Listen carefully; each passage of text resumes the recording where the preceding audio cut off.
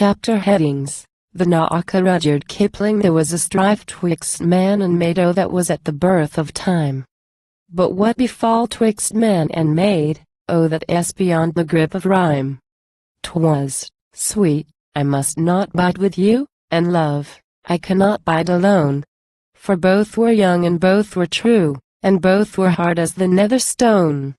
Beware the man who has crossed in love, for pent-up steam must find its vent. Stand back when he is on the move, and lend him all the continent. Your patience, sirs. The devil took me up to the burned mountain over Sicily, fit place for me, and thence I saw my earth, not all earth's splendor, 'twas beyond my need, and that one spot I love, all earth to me, and her I love, my heaven. What said I?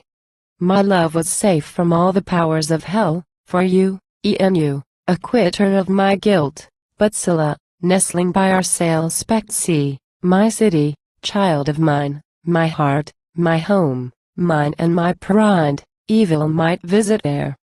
It was for Scylla and her naked port, prey to the galleys of the Algerine, our city Scylla, that I drove my price, for love of Scylla and for love of her.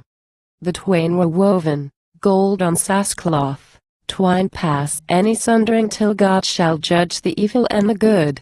Now it is not good for the Christian's health to hustle the Aryan brown, for the Christian riles, and the Aryan smiles, and he wearieth the Christian down. And the end of the fight is a tombstone white with the name of the late deceased, and the epitaph drear, a fool lies here who tried to hustle the East. There is pleasure in the wet, wet clay, when the artist's hand is potting it. There is pleasure in the wet, wet clay, when the poet's pad is blotting it. There is pleasure in the shine of your picture on the line at the Royal Academy.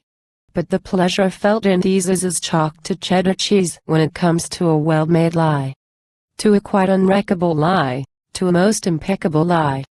To a watertight, fireproof, angle iron, sunk hinge, time lock, still-faced lie. Not a private handsome lie, but a Parenbruggen lie, not a little place at Tooting, but a country house with shooting and a ring-fenced deer park lie. When a lover he's abroad looking for his love, Israel smiling sheaths his sword, heaven smiles above. Earth and sea his servants be, and to lesser compass round, that his love be sooner found. We meet in an evil land that is near to the gates of hell. I wait for thy command to serve, to speed or withstand. And thou sayest, I do not well? O love, the flowers so red are only tongues of flame, the earth is full of the dead, the new killed, restless dead. There is danger beneath and overhead.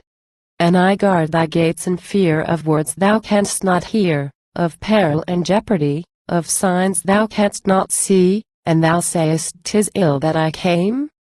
This I saw when the rites were done, and the lamps were dead and the gods alone, and the grey snake coiled on the altar stone, or I fled from a fear that I could not see, and the gods of the east made mouths at me. Beat off in our last fight were we?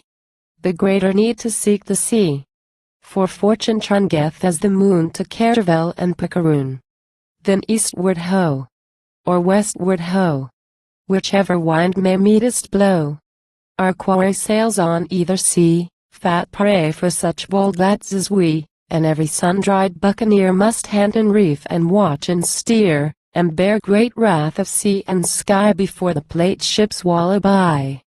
Now, as our tall bows take the foam, let no man turn his heart to home, save to desire treasure more, and larger warehouse for his store, when treasure won from Sanctos Bay shall make our sea-washed village gay.